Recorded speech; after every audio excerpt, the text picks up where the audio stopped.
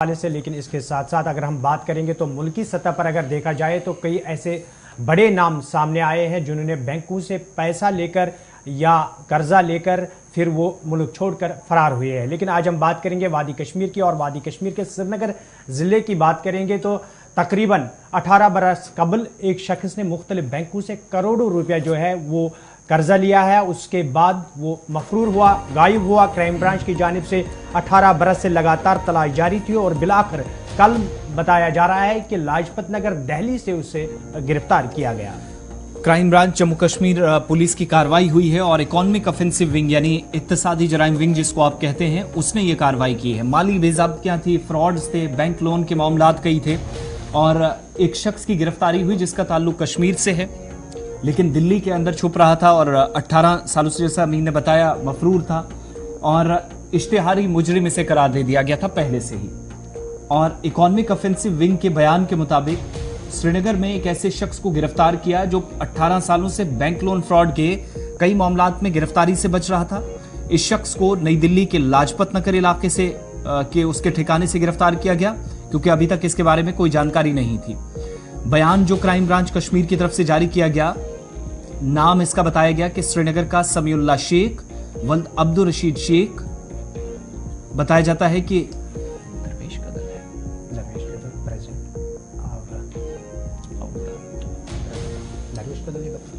और दरवेश कदल श्रीनगर का ये रहने वाला था और इन 18 सालों के दौरान अलग अलग मकामात पर ये जाता रहा या जो जहां जहां इसको रहना था वो जगह तब्दील होती रही और अभी इसका आज का जो एड्रेस है वो आरमपोरा नवाकदल श्रीनगर बताया जा रहा है पुलिस बयान के मुताबिक।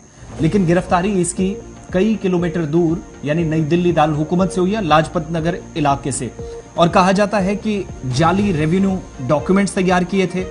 इसके अलावा इसने ये फर्जी डॉक्यूमेंट्स जमा कराकर इसके वजह इसने बैंक लोन लिया था, करोड़ों रुपए बैंक से लिए थे और ये एक सीधे तौर पर घोटाला पुलिस मानती है।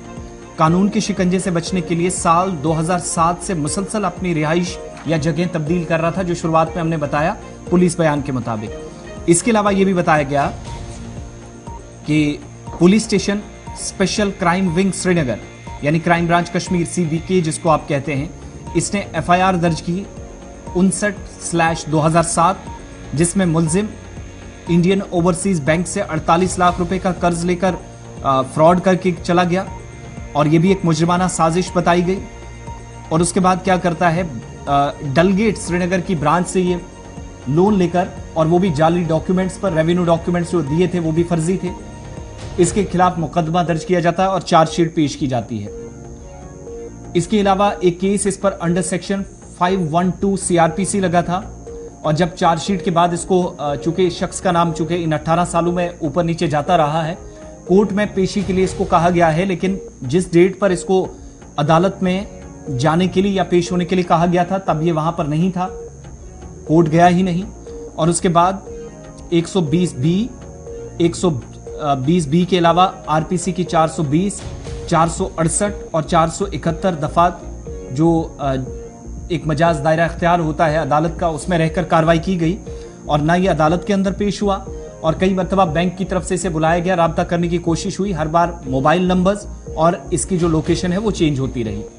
कार्रवाई आगे बढ़ी और कहा गया कि समीउल्लाह शेख पुलिस स्टेशन में इकोनॉमिक ऑफेंसिव विंग श्रीनगर, जहां पर एक और FIR नंबर 34/2015 में इस शख्स ने जम्मू कश्मीर बैंक में से 37,80,000 रुपए का कर्ज लिया।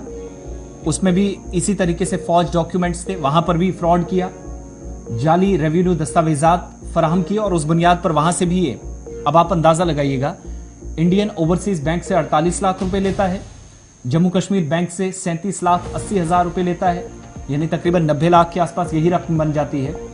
और इसके खिलाफ एक मुकदमा दर्ज होता है CRPC के तहत, मुतलका दफा अंडर सेक्शन 512, अंडर सेक्शन 420, 467, 468, 471। और ये अकेला नहीं, दीगर कुछ मुल्जिमान के नाम भी सामने आए, लेकिन असल मुल्जिम या कलीदी मुल्जिम जो था वो यही था।